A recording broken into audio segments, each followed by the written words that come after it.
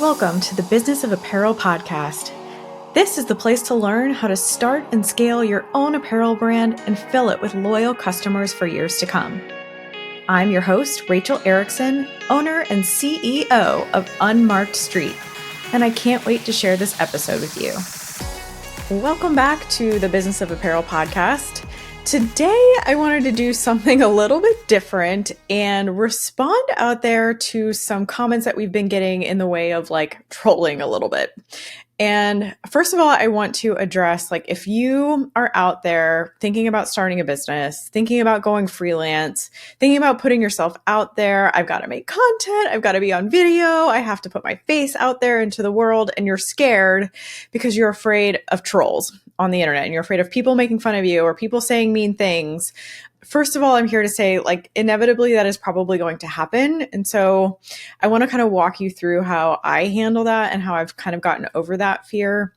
But also, I just want you to remember that people out there who are trolling you or who are out there just saying mean things to other people anonymously behind some sort of handle or some sort of name without really having to show their face or actually look someone in the eye when they insult them, it's just not worth you not doing what you feel like you need to do in the way of bettering your own life. So if you're trying to start a small business and something that's stopping you is the fear that someone's going to say something bad about you, number one, let's figure out how to get over that because it is going to happen. And it's just kind of a part of what we have to be able to get ourselves into.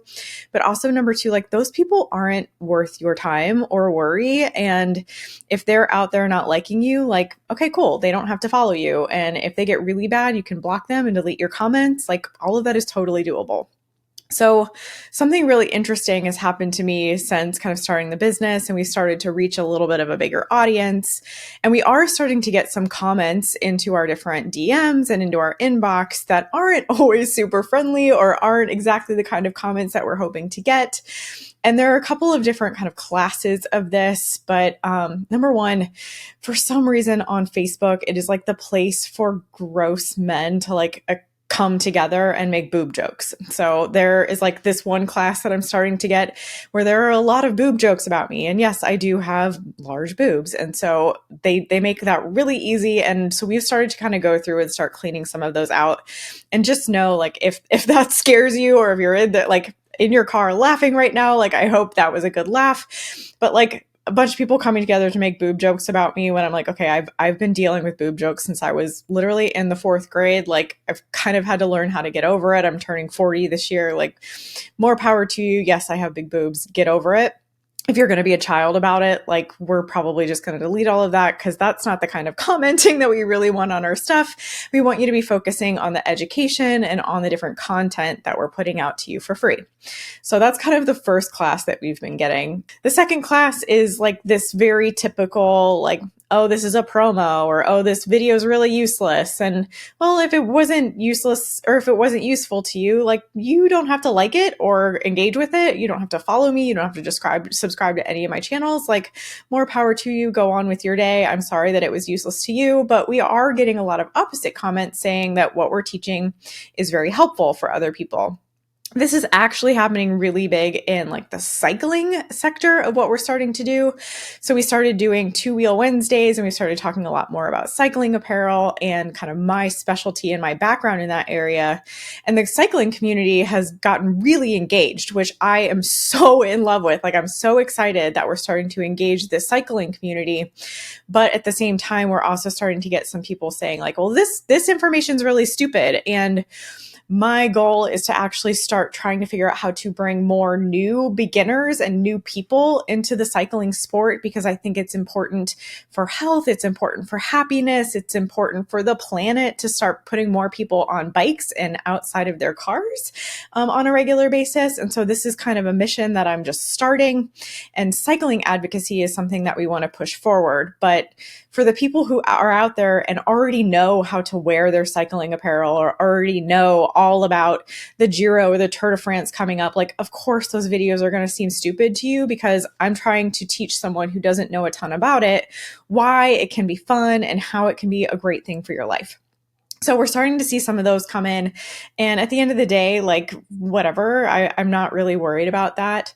And then we're starting to get a few people who are trying to be mean in other ways. And depending on those, one of those is what I kind of want to address in a certain way today, and we'll get there. But again, I just wanted to kind of portray that like this is something that happens. And I've had a really interesting reaction to it since starting to get these. We've been celebrating them. We've been celebrating all of these troll comments coming in, all of these negative comments, because it means two things. Number one, it means that our marketing is starting to work. Now, we have been marketing really hard for the last 3 years. We've been trying to get a lot of information out there. We've been trying to figure out our strategy. I've been working with different contractors and different companies and trying so many different things. I'm reading all the marketing books. I am trying to figure out how to take all the marketing courses. I am totally all in making sure that we have learned and we are mastering marketing in some way. I am not a marketer. I don't know how to do it. It is not my background at all. I can make a garment for you almost in my sleep. But when it comes to sales and marketing, like this is where I need to learn every single day to make my business work and grow. And so when it comes to marketing, I have been working really hard at it. I have been hiring people who have been helping me work really hard at it. And so when I start to get negative comments out there, it means that it's starting to work. Like we're starting to reach enough people that we're now getting negative comments, because the negative comments also mean that we're getting positive comments, right? Like there's always a dichotomy. There's always two sides to the coin. And so if we're reaching someone and we're making it passionate enough of a topic to get some sort of response from them in a negative way, I also know that I'm reaching someone else out there who it's impacting in a very positive way. So you can always kind of expect that there's going to be absolutely two different types of people out there. If someone has the passion to reach out to you and say something nasty, there's someone also behind the scenes you can absolutely trust who really, really resonated with your content and it really helped them that day. And so I've been really trying to figure out how to celebrate some of those negative comments, because number one, it means that we're kind of starting to make it. Like we're trying to get ourselves out there. We're trying to reach enough people, and that's finally starting to happen. And that's the negative comments are the proof of that. And I think number two, it's also just reminding me that the content that we're putting out is starting to strike a nerve. It's finally starting to get into people's brains. It's starting to get into their hearts. It's starting to get into their souls to the point where it's invoking some sort of reaction. And so because of that, I also know that there is absolutely a flip side to that coin. There are people out there who are appreciating what we're doing and it's having a positive impact on their life. So it's been really interesting. A couple of times, like especially the boob comments, like they get a little bit out of hand. And so we don't necessarily celebrate those anymore, if that's for sure. But in some way, like that is also sparking conversation and it's like bringing people to the brand. And so as much as that's not my intention, like we are at least starting to strike nerves in certain places. And so I kind of encourage you to maybe think about that way. If you're scared of getting yourself out there because of negative comments and because of what could happen in that area, think of it maybe as something to celebrate, because it is something that means you're moving the needle and it means that something is growing in your company. You know, we've been planting a lot of marketing seeds for the last couple of years, and now we're starting to see those plants start to sprout and start to come up above the soil. And so this is just kind of what happens when that happens. And it's worth a celebration because it means that we're making strides. So the comment that I really wanted to address today kind of goes back a little bit to the episode we did last week on girl math. Someone kind of was trying to make fun of me, saying like how poor I looked or how stupid I looked for always wearing the same clothes over and over and over again. Kind of saying I needed to go out, if I'm going to be in the fashion and apparel industry, I need to go out and look better. I need to have better clothes. I need to at least have some new outfits. And there is a little bit of intention as to why I am not going to take that advice and why they might be calling that out for me. I have a very intentional and purposeful closet. I always have. I should not say I always have. That is absolutely not true. There was a time in my career and in my life where I loved to shop. And before I knew enough about the apparel industry and what was happening really behind the scenes, how fast fashion worked, how production actually worked, I loved to shop. And you could find me in Forever 21 and H&M all the time. This is especially when I was in college getting my fashion design degree. I was obsessed with like Vogue magazine and Elle magazine and all of the different like high end. I was reading like British Vogue and Italian Vogue and all of the different kind of high end fashion magazines that you can get your hands on. They're like one-offs that you can get in like these boutiques in New York City when I lived there. And so I loved to shop, and I had a massive closet, and I will say I didn't have a ton of really quality goods. And since I've gotten older and kind of started to grow in my career and grow as a woman and start to understand more about what's happening in the apparel industry, I've started to really rethink how I build my closet and what kind of outfits I end up wearing, especially in public when I'm doing these YouTube videos or when I'm doing the podcast.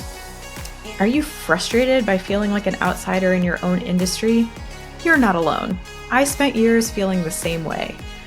Are you tired of endless research and you can only learn this stuff by getting a job in fashion advice? Me too. That's why I created the Business of Apparel online course. My years of insider knowledge condensed into video tutorials, demos, and downloads. Learn at your own pace, no fluff. Just key topics like building target profiles and mastering financials. This information is genuinely unavailable anywhere else. Grow your brand, become an apparel industry aficionado, and unlock millions in potential revenue. The value? Over $50,000 with millions potential for your brand. Don't miss out. Sign up for the Business of Apparel online course today at thebusinessofapparel.com/course. And there's definitely something about like a brand, like I like for us to kind of look professional. Like we do very high-end professional services at Unmarked Street. We come into your team and we basically take over whatever team roles you need us to take on. Like we are experts in technical design. You will not find a better team to fit your performance apparel for you. Like I guarantee you that if you hire us to come in and do that work for you, you're going to end up with garments that fit better than ever before. And your customers are going to be buying products off of the shelves because they can't get enough because they're going to fit them like nothing else has ever fit. I 100% feel confident that that is what we do. And because of that, we are a high-end agency. Like we know that we're the best at the things that we do. And so when we give out quotes to our clients and stuff, it's not cheap to hire someone who is at the best of the best, who can do this kind of work at a level where we've been doing this for the last 20 years of our lives, mastering it at the corporate level. And now we're offering it to you. It's not going to be super cheap. So when I'm on camera, sometimes I'm wearing hoodies and sometimes I'm wearing t-shirts, but for the most part, I like to look at least semi-professional, like business casual, something that I would probably wear to the office if I was still at corporate. And so there is an element of that. So what you're not seeing every day are like my old volleyball t-shirts or my craft beer t-shirts that I like to get when we go to craft breweries. I'm not usually wearing those types of things because that doesn't necessarily resonate with the brand or the professional services that we're trying to put out into the world. And so when it comes to that though, like I don't go to the office anymore. Like this is my office. You get to see it. Like I work at my desk. I work out of my home. And so because of that, I don't have a huge business casual closet. It's just not something that I need anymore. And so the pieces that I do have in my closet that are business casual, you probably see over and over and over again. And that is because the pieces that I have purchased are of high quality. I make sure that I purchase them from a brand that I trusted to be able to make really high quality, good garments. I know their manufacturing procedures. I know where they're producing their goods. I know what kind of practices they have in place. I'm always seeking out new sustainable brands to be able to go to and buy certain pieces from. And so when I buy those pieces, number one, they're really high quality pieces. They last really long. They're going to live in my closet for a decade or more. Like I know that when I go shopping, I know what to look for. I know how to look inside the garments to check for certain things to make sure that I'm going to be buying a piece that's not going to go bad after a couple of wears and washes. I'm going to be able to keep that piece in my closet for a very, very long time. And if you go back again to the girl math episode that we just did last week, that means that that piece ends up getting a much better budget like number for me to actually purchase it and put it in my closet, because its cost per use is actually going to be extremely low, because I'm going to wear it however many times over a decade, not a couple times, and then it's going to fall apart. So I only have those kinds of pieces in my closet. And because of that, when I go shopping, which is very rare these days, I don't actually go shopping very often, as someone in the apparel industry, and I know how much garments cost to make, it's one of two things for me. Either number one, I know that if I'm in a store where the garments cost something really, really cheap, like let's say I'm looking at a $10 dress, I know that someone else paid in some sort of way to be able to make that garment that cheap. And I will not spend my money on that kind of apparel anymore. Like, it's just not within my values. It's not within my ethics. It is not what we're talking about here at Unmarked Street. It is not the sustainability plan that we are trying to push forward for our industry. And what I mean by that is, like, if I only have to pay $10 for this garment, I know that that means it probably only cost $2 or $3 for that brand to actually pay their factory to make. And that just means that they're either not paying living wages to their sewers and their workers inside their factory, or it means something even worse, like child labor. And I don't even want to go there. So number one, when I go shopping, if I see anything that is of a really low price, I know that I don't want to support that kind of thing, because it means so much on the back end that is just not good for our industry.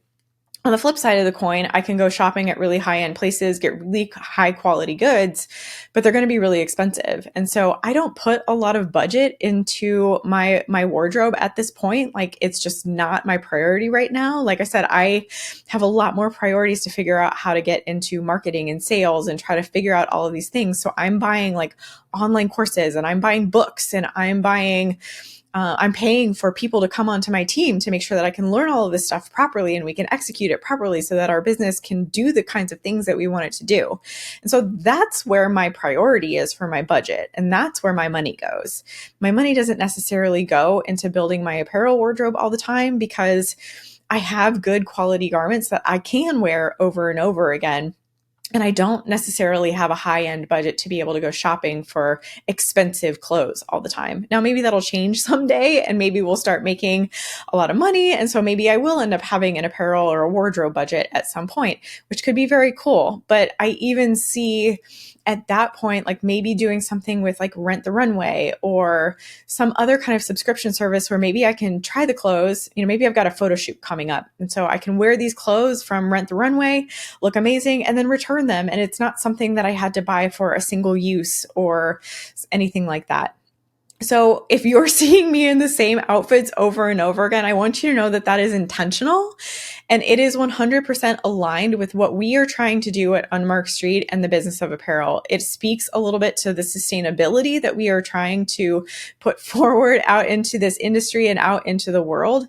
It also speaks back to the girl math that we talked about last week, and how I want to make sure that every garment that I buy has a cost per use that makes sense for my budget and my needs. And so to be able to do that, I wear the same clothes over and over again. And if that bothers you, like, I don't know what to tell you, but this is definitely how I'm also, walking the walk. I can talk the talk all day long. I can tell you about sustainability. I can talk about how we can do things better. But if I'm not also being an example of what I expect or what I would love to see other people doing, then who am I to even talk about it? And so this is an example of me being able to walk the walk. So I just wanted to debunk that negative comment. You can try to make fun of me all you want for having a small wardrobe, being in the apparel industry and not necessarily having designer clothes or having anything super high end, but that's why. I am out here to try to do the best that I can in the way of educating, in the way of growing my company so that we can serve more people with the work that they need. And that's where my priority is. It's not toward having an amazing wardrobe and looking cute every week. Although, that's bonus. If you think I look cute every week, great. You can let me know. If this episode was helpful to you at all, and especially if you are out there, again, let's just go back to the beginning. If you are out there struggling to get your face seen because of trolls, just know that it is not worth it. And you can absolutely address some of those negative questions just like I did today. There's a lot of reasons sometimes as to why, people don't understand you. And sometimes there's just a little bit of an understanding that can be explained. So I encourage you to get yourself out there. I encourage you to let me know what you thought of this episode. I would love to hear from you. You can send me a direct message or put a comment below the video if you're watching here in YouTube. Otherwise, I would love for you to just leave a review for the podcast. It means the world to me, and we'll see you next week. Thanks. Thank you so much for listening to the Business of Apparel podcast. I would so appreciate hearing your thoughts on the show. And if you know someone who could benefit from it, please share it with them. My biggest desire is to help other apparel professionals understand the nuances of our industry so we can all work toward making better product for a better world. If you would like to connect further, I'd love to invite you to send me a message through my website, thebusinessofapparel.com, where I do weekly trainings through my YouTube video channel, a weekly newsletter, blog articles, and so many more resources to help you start and scale a profitable apparel brand. This podcast is produced by Box 7 Media, who I cannot speak highly enough of. If you're looking to start your own podcast, you can reach out to Jeremy at Box 7 Media on LinkedIn anytime.